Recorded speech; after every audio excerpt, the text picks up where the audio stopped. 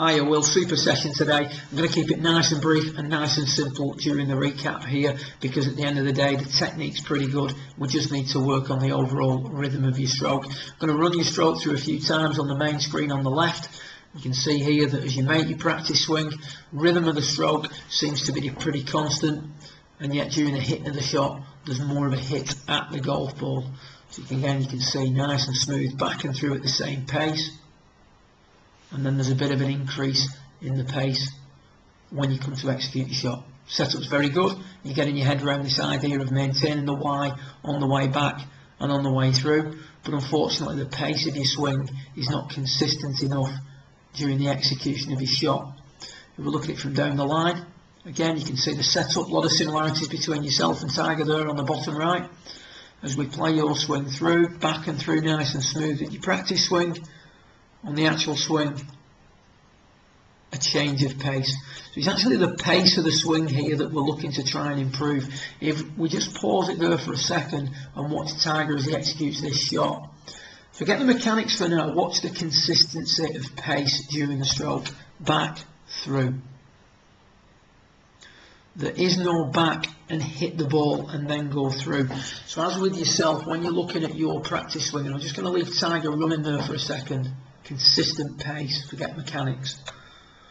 If we look at your swing, your practice swing is very much a case of take the club back to A and then through to B. So that's where your attention is. It's on the way, how far back and how far through to take it. When we come to the shot itself, what we tend to do is get a little bit obsessed with the outcome of the shot. We take the club back to A as before, a little bit short, so that's proving that we're a little bit anxious, so we need to free it up a little bit. However, on the way through we tend to be so concerned about getting the club back to the ball that instead of going back to A and through to B, we go back to A, down to the ball, and then B is just an afterthought, and as a result we get this jerky movement through impact. So if we just watch the practice swing through a few times, first of all, back and through, back to A, through to B.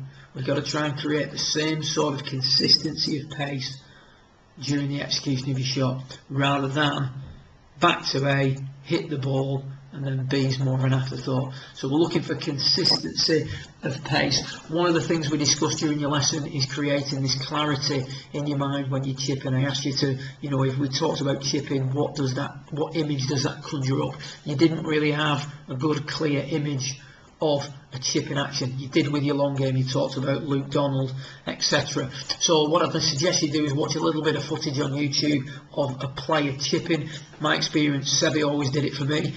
Phil Mickelson in the modern group is as good as anybody you're going to see. Try and pick out somebody that you like, somebody that you can associate with, and watch them pitch and chip as much as possible. Another good example is Dave Tom's fabulous control of his pace during the swing.